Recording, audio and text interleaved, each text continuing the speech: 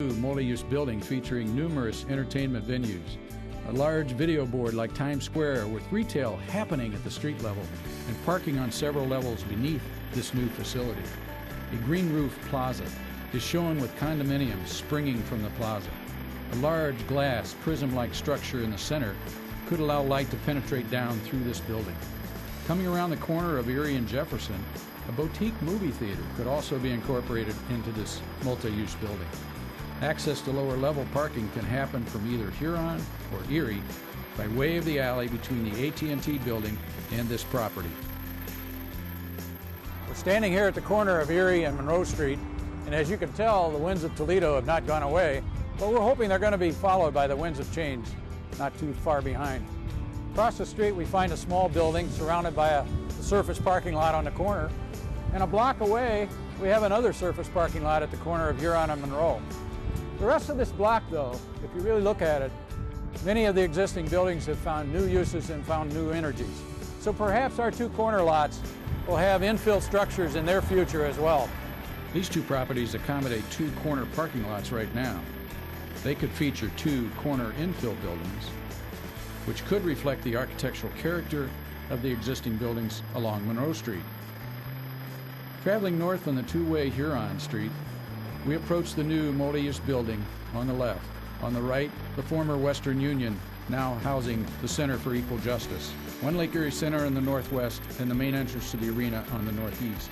One Lake Erie Center is a wonderfully solid building which could accommodate retail, entertainment, and possibly the Jeep Museum at the street level. Part of creating our pedestrian-friendly environment is to provide mid-block crossings to increase ease of access for pedestrians and to slow down vehicular traffic. We're standing here at on Huron Street at mid-block between Jefferson and Madison Avenue, looking across the street at another surface parking lot, but an opportunity to do something special, something really unique that would bring value to the surrounding buildings and add additional diversity to our entertainment district. There's a great opportunity next to the former Junior Achievement Building to create what we call Frogtown Alley 2, a pocket park which allows pedestrian access to occur near the arena's beer garden on North Huron.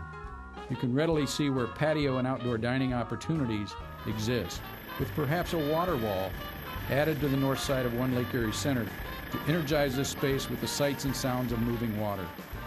Standing here at the corner of Huron and Madison, as I mentioned earlier, it's one of the only intersections in the Arena Neighborhood District that has the original four buildings on it.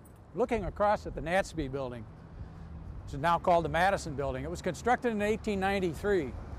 There's some wonderful brick and terracotta detailing that's hidden behind that old tired aluminum skin that we see. It's a sleeping beauty waiting to be awakened and contribute to the vibrant life of our downtown entertainment district. The Natsby building originally had bay windows and a penthouse at the top.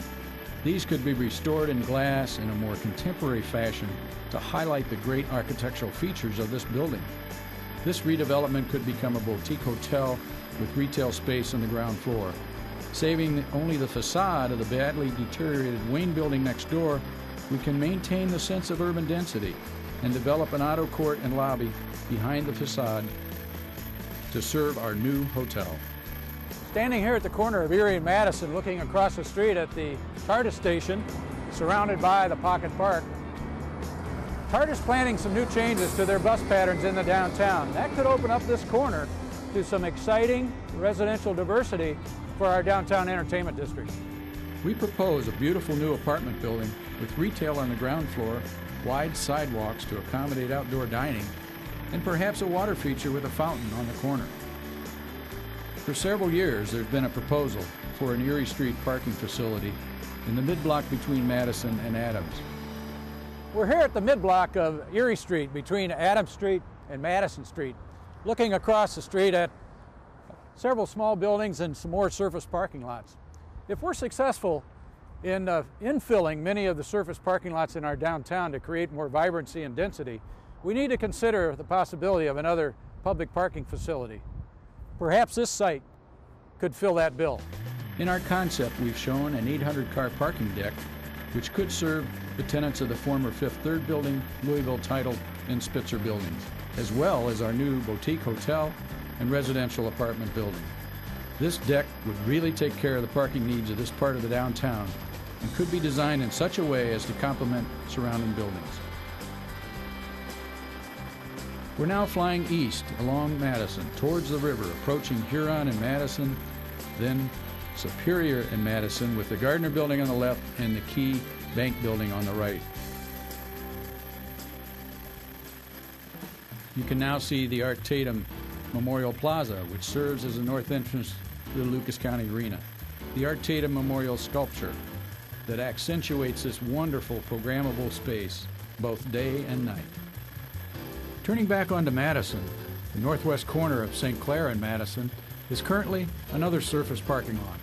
You know, as more and more people begin to live and work in downtown Toledo, the possibility of retail returning to the downtown becomes really feasible. Perhaps this site could serve such a use. It could become an urban retail facility to host stores such as Crate & Barrel, Banana Republic, or a Fresh Market food store. This beautiful glass structure also shows the potential for outdoor dining on the roof with views across Levis Square to the river and direct pedestrian access occurring from the roof of the parking structure next door. We pay homage to the architecture of adjacent buildings through the arched entryway directly across Madison from the bank building's own arched entryway. As mentioned several times before, we continue to see consistent streetscape improvements throughout our entertainment district. We now turn our attention to the tallest, darkest building in downtown Toledo, the former Owens Corning building. We could begin to turn this empty brown building into a green multi-use building by installing energy-efficient glass. In our concept, we've removed the parking structure on North Summit Street and installed underground parking on 2 levels beneath a green roof plaza. We've constructed a large glass cube which could become a landscape conservatory or winter garden to host business meetings.